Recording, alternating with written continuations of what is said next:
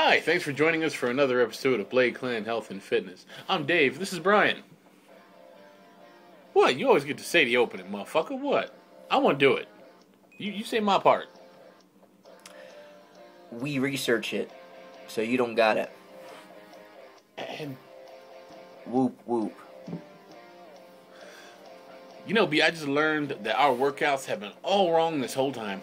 We ain't going to gain a single ounce of muscle unless we get our protein no less than 10 minutes after our workouts. That's bro science, Dave. Bro science this, bro science that. You know, I heard this one time from these guys at the gym. There was this dude who died, and then 3 days later, he got back up. And he had some friends with him, like 12 guys. And, you know, they were telling me that if I believe that, they're going to help me grow my muscles. No, Dave, that's organized religion. Oh, alright. You know, the real path to fitness is through tried and true scientific method, man. Alright, well, for all you folks out there at home who don't know what the fuck we talking about, let me enlighten your minds. Bro science is pretty much every nonsensical, non-scientific thing you ever heard of to lose weight and build muscle. It works off the "it works for me" principle. And it's plastered all over the pages of fitness magazines and, you know, the Cosmos for you ladies. I wasn't aware that Cosmo had fitness tips in them. Shit, I don't know, B. But it has some fucked up tips about how to drive a man crazy in bed. My bitch came at me with a stapler and shit. And who the sadistic fuck who wrote in there that dudes like that are chest hairs pulled out with pliers? Well, let's get back on topic, Dave. Article was written by fucking Jigsaw. I was expecting a puppet on a tricycle to roll into the room, B. Well, Dave tries to compose himself. Let me throw out some examples of bro science. So you're watching one of those infomercials for the abducutioner device. And you get sold the tagline, gives you six-pack abs. So we already told you that spot fat removal is a myth. But it's also an example of bro science. A lot of companies will sell you bro science to make you overuse a product or make you think that you may need certain ways to seem relevant. Yeah, I tell you, B, man, I heard some crazy shit up in the gym. Like, I was in the kitchen area at the gym getting my protein shake together, and this dude knocked over some salt, and he said if you don't take that salt and throw it over your shoulder, you're gonna have bad luck. More bro science. That one's not bro science, that one's superstition. See, they preying on naivete, B. People buying this shit because they don't know any better, and the people selling it to them make up fake science to sell it, and that info gets passed off in the gym. Selling snake oil and shit. Yeah, the things people don't know. Like the whole Mars rover thing. Oh, fuck. Not again with the Mars rover, dog. Man, we've been sending rovers to Mars since the 70s, and this rover, for a reason everyone is all like, oh, look at the human race, we've really sent something to Mars. Yeah, bitches be crazy, B. Huh? Okay, now that we derailed that train, let's teach the folks about some, you know, the difference between some bro science and real science. Like, you know, yesterday, I heard in the gym that if you add extra baking powder to your cookies, they come out of the oven fluffier and lighter.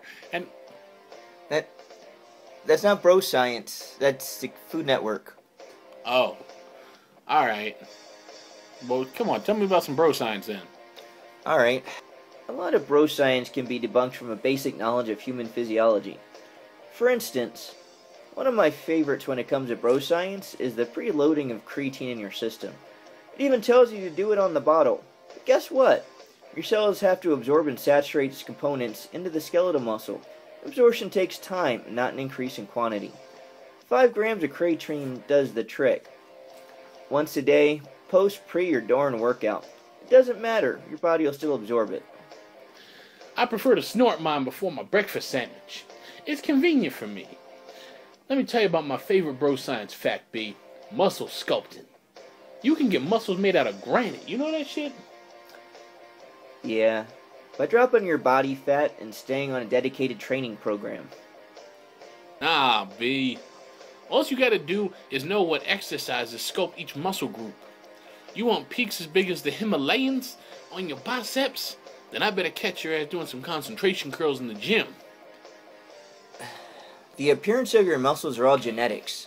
It has nothing to do with the types of workouts you do. As long as you're hitting the muscle groups and keeping up with your nutrition, those muscles will grow. Now there's some confusion as to how many reps to do of each workout to get the gains you want to. Mostly because of bro science telling you to lift heavy or lift too light, or to do a certain amount of reps. I mean, there's so much that goes into it. Didn't we say something about this before? Yeah. We do a lot of these shows, B. We say a lot of shit. Yeah. Just in case, the most important thing to remember is to work that muscle till failure. Your goal is to stretch those muscle fibers till they cause micro tears. Your muscles are like blood-filled rubber bands. I know we told you this already. You stretch a rubber band too far, and it gets the little holes in it, little tears in the sides.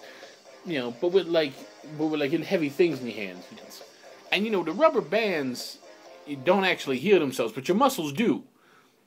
And they're made of skeletal tissues and shit, and there's some stuff in the middle. Aptly put. Yeah, something like that. It seems like there are more bro scientists out there than actual scientists when you're out there looking to get in shape. Like, you know, I heard this one thing in the gym about this guy who was up on a mountain. He was like a god or something, and he wanted to nail this chick, so he turned into a swan, and he came down, and he nailed the chick. I think you're thinking about Greek mythology in this case. But I heard it in the gym. It's bro science, right? Whatever. How about the no carb before bed thing? Oh, I loves me some carbs. Some simple sugars. Some ice chips in that bitch. Carbs? They say you can't have carbs 2 hours before bedtime because when you sleep, your metabolism slows down and it's just all turns into fat.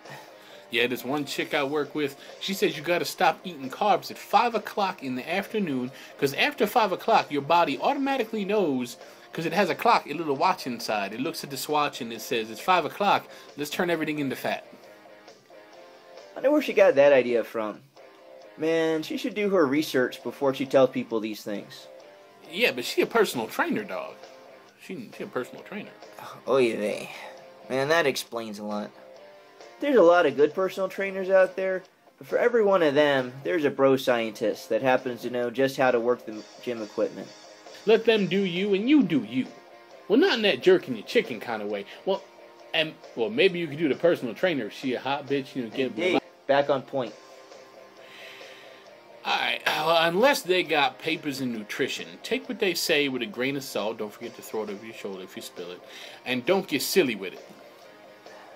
Getting healthy isn't complicated. Just takes dedication. You don't have to take your NO pills at exactly midnight unless it's a full moon when you take it at 1. Just work your muscles till failure. Make sure you do at least 3 sets. And make sure you're doing a calorie surplus. No secrets, no shortcuts. Thanks for watching another episode of Blade Clan Health and Fitness.